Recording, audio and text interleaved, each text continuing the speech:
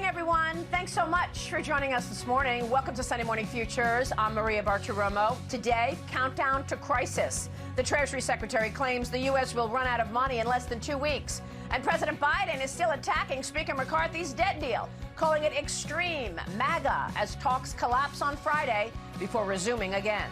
Coming up, breaking news on the debt ceiling with talks expected to resume today. Speaker of the House, Kevin McCarthy, is moments away. Then intimidation and bullying. Whistleblowers say they are facing the DOJ's wrath for speaking out. The FBI will crush you. This government will crush you and your family if you try to expose the truth about things that they are doing that are wrong.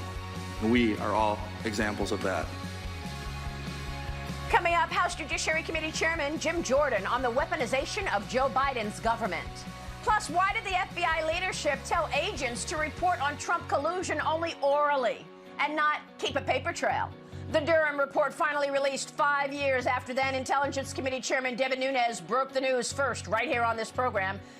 5 years ago, Devin Nunes is back with more on the FBI's politics-led investigations. Then he's threatening to hold Anthony Blinken in contempt of Congress in his investigation of Biden's botched Afghanistan withdrawal. House Foreign Affairs Committee Chairman Michael McCaul on Afghanistan, China, and why Joe Biden is about to send an additional $375 million in weapons to Ukraine. Plus, Missouri Senator Josh Hawley on China's economic coercion and which American company will be next for the CCP to raid and steal from without any U.S. response. Biden's soft on China policy and its impact on U.S. national security. It's all right here, right now on Sunday Morning Futures.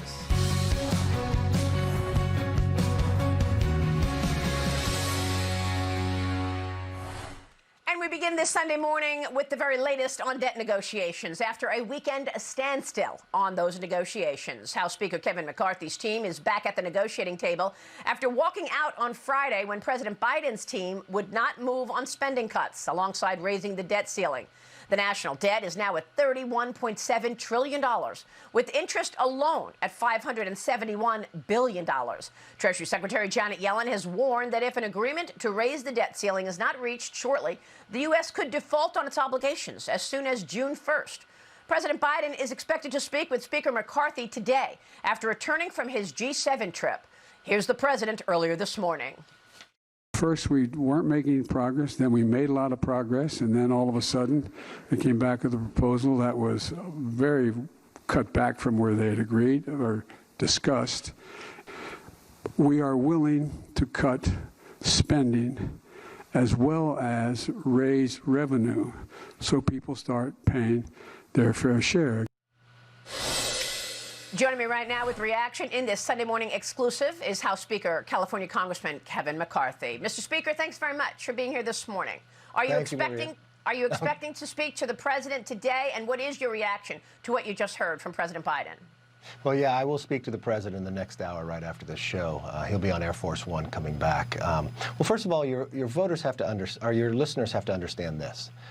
Is it a revenue problem or is it a spending problem? In the last 50 years, we would average about 17% of GDP in revenue. Right now, we're almost at 20%. Only 2 times in American modern history have we ever got here, 1944 and 2000. So we have more money coming in to the coffers than at any time in history. The real challenge is our spending.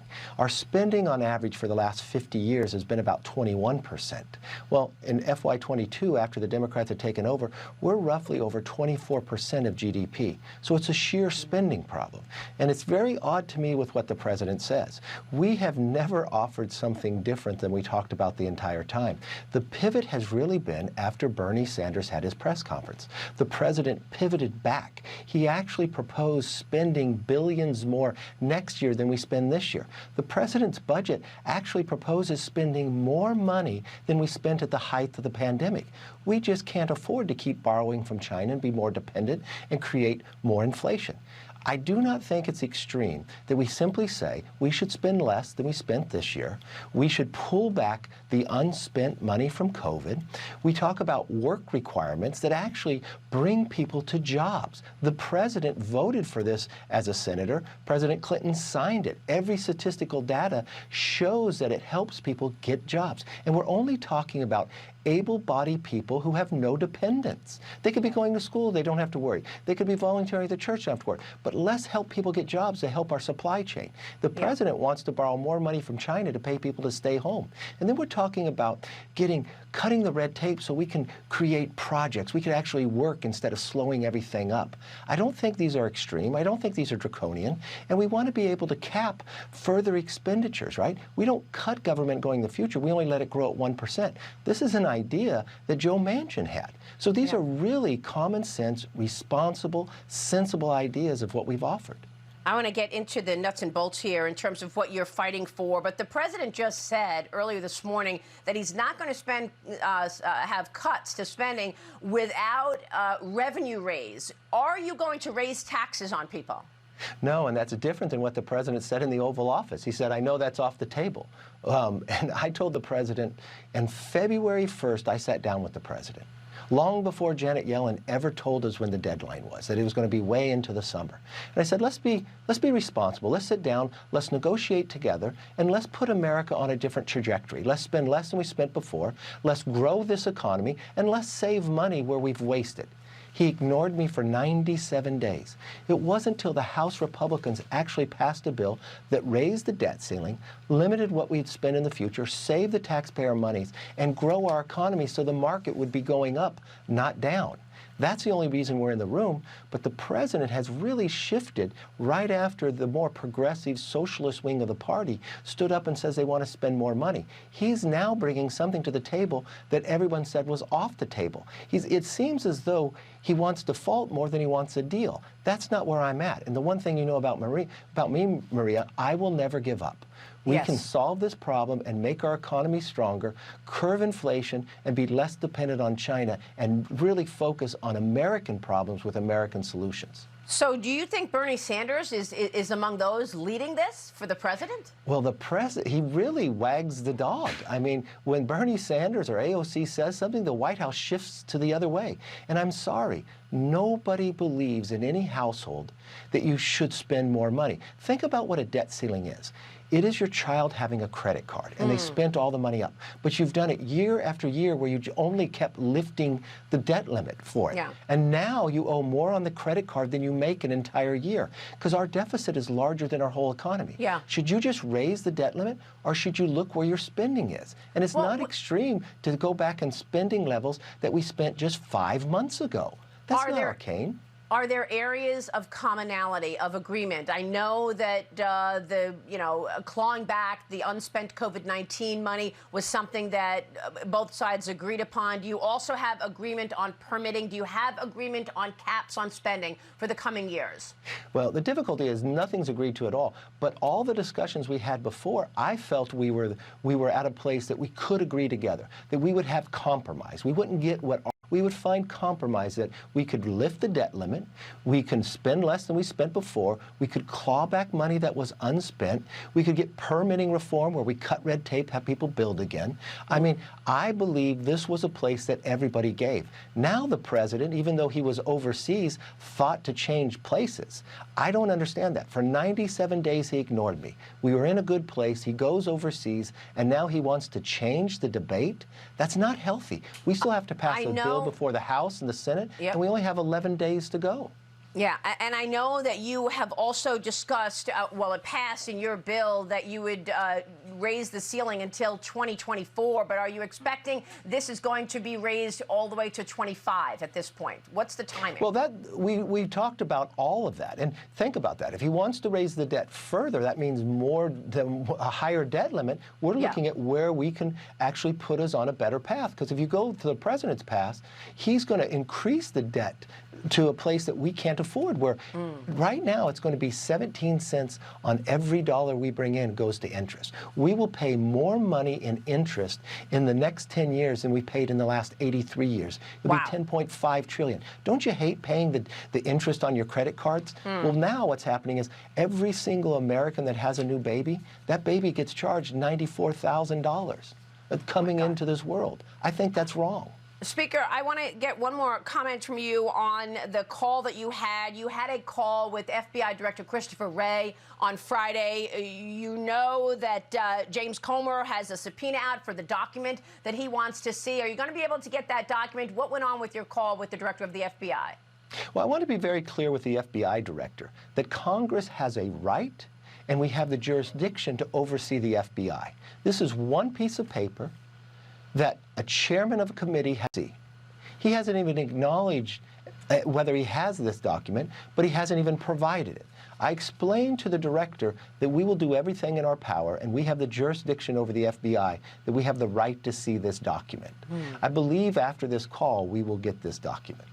All right, we will be waiting for that. Mr. Speaker, thank you very much. We're going to be waiting to hear what goes on with your call with the president after this program, and you are making a difference. We see your poll numbers as well continuing to rise. Thank you so much, Speaker Congressman Kevin McCarthy.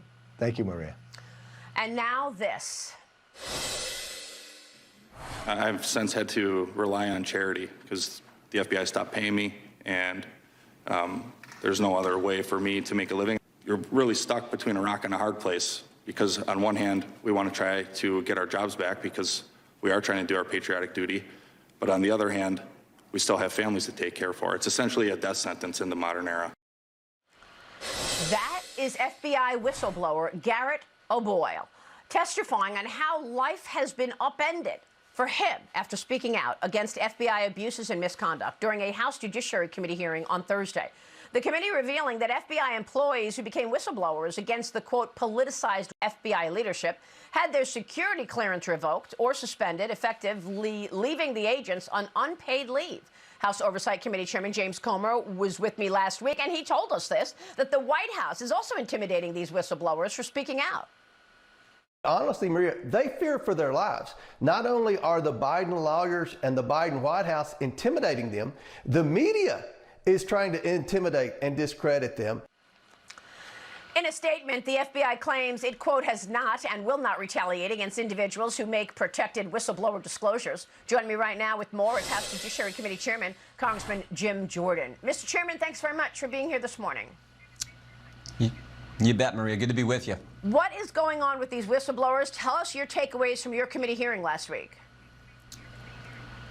Well, I think the big takeaway is, Maria, think about what we learned this week. The Durham report comes out and tells us that the FBI had no probable cause, no predicate, no evidence whatsoever, and yet they launch into an investigation of President Trump and his campaign. I think the Durham report's best line was, failed in their fundamental mission of fidelity to the law. They didn't follow the law. Then we learn from Fox reporting and other outlets reporting that 278,000 times the FBI abused Americans' rights who were simply exercising their First Amendment liberties and searched the FISA database. And then, of course, we had these whistleblowers who tell us about the retaliation they are getting from the FBI for simply telling Congress, which is what they're supposed to do as whistleblowers, telling Congress that the wrongdoing that was going on, telling Congress about parents being targeted for going to school board meetings, telling Congress about pro-lifers being targeted for simply praying at an abortion clinic, or telling Congress about the memo that said if you're a Catholic attending Mass, you could also be surveilled by the FBI.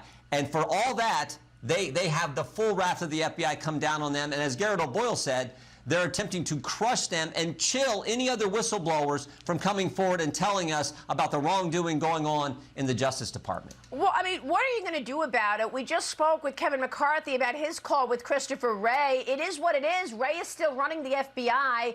You've said you want to use the appropriations process to fix this. How will that fix things? Well, I mean, in the end, money always gets people's attention. And so what we're going to have to do is say, hey, FBI, you can't use federal tax dollars. You can't use the American tax dollars for this kind of activity. We got to limit how they spend the money, maybe even limit them. Here's a great example. They want millions of dollars, hundreds of millions of dollars in their construction budget for a new facility. No way. No way should we approve that. That should be a given. No way we're going to give you money for that. So we have to use the appropriation process. That's the power that the founders wanted the legislative branch, and in particular the House, where constitutionally every spending bill, every tax bill has to originate in the House. They wanted that body, which stands for election every 2 years, to be the body closest to the people deciding how we spend the money. So we have to exercise our authority, the power of the purse, to limit what the federal government, what the FBI and the Justice Department are doing to the American people. So that appropriations process is underway now. When will we see a bill that actually cuts back on funding for the FBI?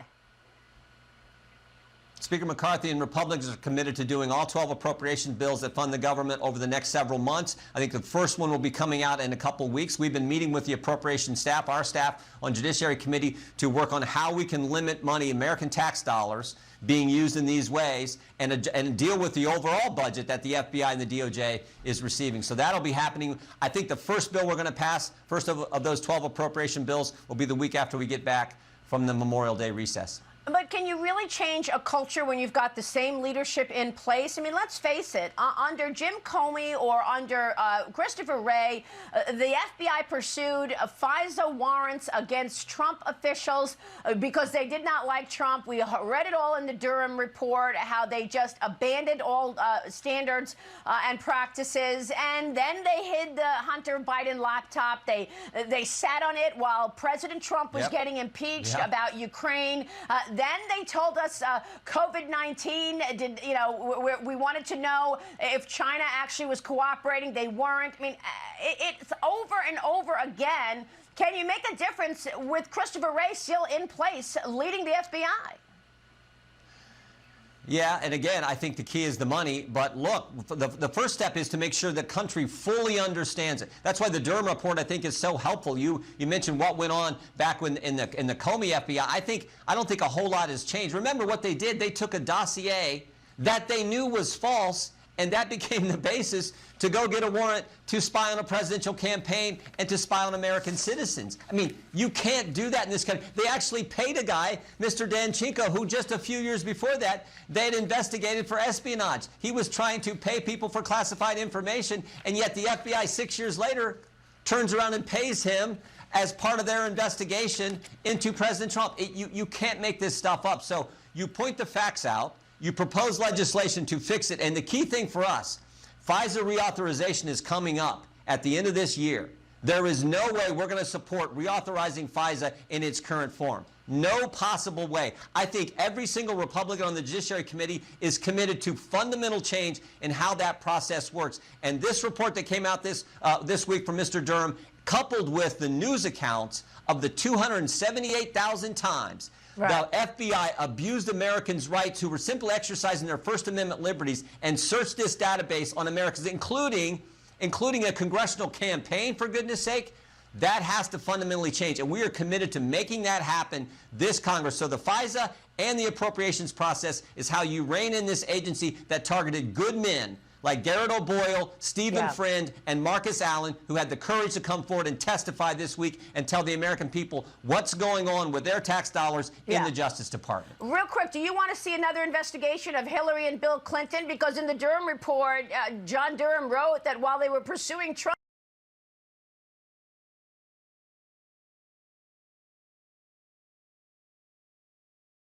they made no effort to investigate the claim that Hillary Clinton was taking money from foreigners for her Clinton Global Initiative and the Clinton Foundation. They not only did investigate her like they did President Trump, they gave her campaign a defensive briefing. They should have done the same for President Trump because they literally had no evidence. So we're going to talk with our lawyers. We're going to talk with Speaker McCarthy on where we proceed from here. In fact, are there people that were highlighted in the Durham investigation and the Durham report that we need to talk to on the Judiciary Committee? We're going to give that a good hard look. But nothing is off the table because it is critical the American people understand how their government, their agencies, and the taxpayer, and we get all the facts out there. Mr. Chairman, good to have you this morning. Thanks very much. We'll be watching. House Judiciary Committee Chairman Congressman Jim Jordan. Thank you, sir. And be sure to tune in tomorrow morning on Mornings with Maria over on Fox Business. I will be speaking in an exclusive interview with FBI whistleblower Garrett O'Boyle. He will join me tomorrow morning, first thing, on Mornings with Maria on Fox Business. Quick break, and then the G7 summit wrapping up in Japan with Communist China's economic coercion among the lead topics as the CCP marches toward becoming a global superpower. House Foreign Affairs Committee Chairman at this moment, after the G7 summit in Japan wrapped up earlier this morning. At the summit, the leaders of 7 nations vowed tougher sanctions against Russia and reduced trade with China. Joining me right now with reaction is the chairman of the House Foreign Affairs Committee, Texas Congressman Michael McCaul. Mr. Chairman, thanks very much for being here this morning. Thanks, Maria. Thanks for having me. What can you tell us about the G7? It was obviously a lot of conversation about China's economic coercion. How did you read it?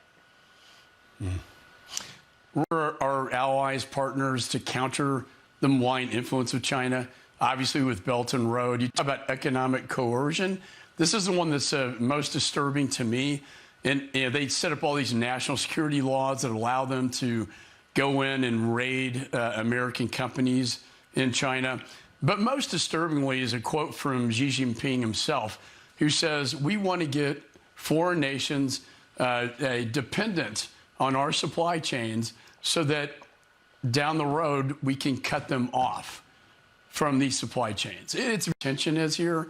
And, you know, we saw it after COVID with medical. We see it with rare earth mineral and also semiconductors. If they can make the world dependent on them with supply chain, they also have the power to cut it off.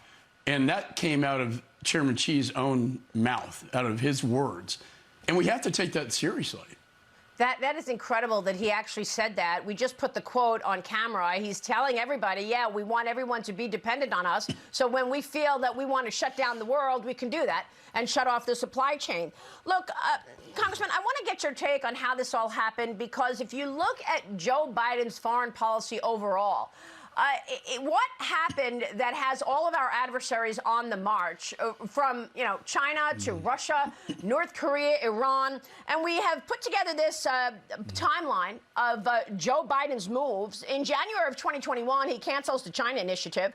Then in 2021 of May, he waives sanctions on the Putin pipeline into Europe. That was the Nord Stream 2. In August, he has the Afghanistan withdrawal, which was totally botched up. October 21, you saw images showing Russian Federation moving into Ukraine. So walk us through what took place here on Joe Biden's policy, because it seems to all go back to policy. Right. And so when you project weakness, this is what you get. You invite aggression. So now our foreign nation adversaries like Russia, China, Iran, North Korea are emboldened and empowered. And, history teaches us, going back to Chamberlain, Hitler, Churchill talked about not appeasing nations, but, and Reagan, peace through strength. Problem is this administration is projecting weakness. We saw this, you got to talk about the China initiative. We could start with that. I met with Merrick Garland in his office, and, after Mike Pompeo shut down the Houston consulate, which was the right move, there were so many espionage cases. What has this administration done? They've shut down the China initiative, and they're not pursuing indictments. But, Maria, espionage has not changed. Espionage is still going on. It's just we have a Justice Department that's not pursuing it. Then Biden waives sanctions on Nord Stream 2, that's Putin's pipeline into Europe, citing it's in the best interest of national security of the United States, which is absolutely insane, sending the wrong message. Then you have Afghanistan, the debacle, the implosion of Afghanistan. There was a direct cause and effect between what happened in Afghanistan and Putin's decision. It wasn't a question of if but when to then start the invasion into Ukraine. He meets with Chairman Xi in Beijing. They make their unholy alliance. So now Xi is threatening Taiwan and the Pacific, and you have the largest invasion in Europe since World War II, my father's war. And this was all brought about by this foreign policy weakness that's been projected to our adversaries. And then, of course, you go to Taiwan in April of this year, and you're surrounded by an armada of battleships from China. And then you get sanctioned from the Chinese Communist Party. I want to get your take on Anthony Blinken's role, because you have been threatening that you were going to hold him in contempt of Congress until you saw the data that you wanted to see in terms of the Afghan. Where are you on that? Right. Well, they were not going to give us the dissenting cables from the embassy. It's very important because 23 embassy employees disagreed and dissented from the administration's policy.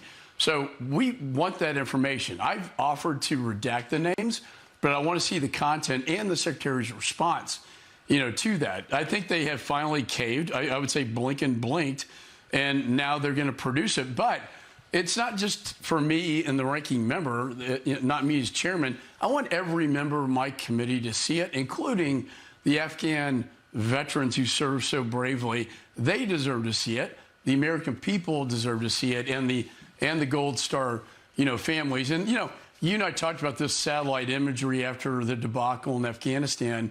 This is the first time we started to see the Russian Federation moving in the fall towards Ukraine to begin the invasion. Direct cause and effect. Every national security expert I talk to that I trust agrees with me 100% on this one. Yeah, that's incredible. And it's also so chilling to hear these national security laws that Beijing has come up with, enabling them to just go American company and raid the place. They did it with Bain Capital. I don't understand how American companies are operating in Beijing and throughout China. Mr. Chairman, thanks very much for walking us through it all. We so appreciate it. Thanks, Maria. Thanks for having me. All right, Michael McCall is the House Foreign Affairs Committee Chairman. We'll be right back with more. Communist China's espionage against the United States continues. Missouri Senator Josh Hawley will weigh in, reacting to Biden's soft on China. Hôm nay gà hấp muối hộp với khỉ nước dừa pha lấu là của anh Lực nha. Trời ơi, đã quá. Úp lại luôn Quang ơi, em thôi lật cái đùng à. Làm cái đùng đậu. Từ từ anh ơi. Đồ ăn lên tới tấp. Quá ngon. Coi chừng heo rớt xuống dập tay nha anh Quang. Để tới 4 người kia. Để xuống đây. Để tới 4 người kia á. Mới nói sợ rồi. Ôi, hấp dẫn quá. Cái này nãy mình chỉ xài nước dừa là nó ra được cái màu này đúng không? Nước dừa không á con? Dạ. Không có bỏ. Nè, coi anh Tiến anh Điệu nè. Hai màu mè lắm. Anh ở trang trí hai màu mè chút xíu. Nói vui vậy thôi chứ mình ăn thì đầu tiên là mình phải trang trí cho nó đẹp mắt trước, đã con mắt trước. Hôm nay có mấy anh em thôi mà bàn ăn rất là thịnh soạn. Tiến để lên Tiến. Ba mấy anh đây nè, thôi đi vòng qua đây nè.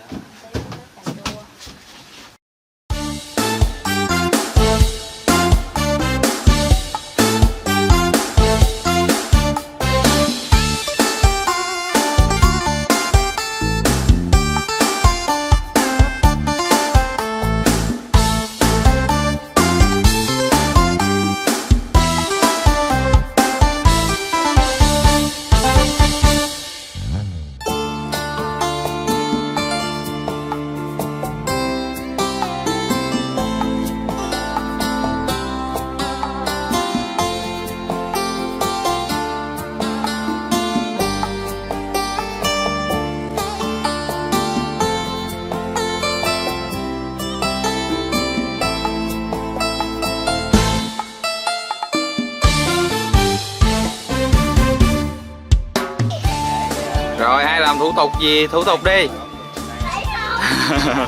Có ai cúng Facebook thì chụp hình cúng Facebook đi rồi anh em mình nhập tiệc.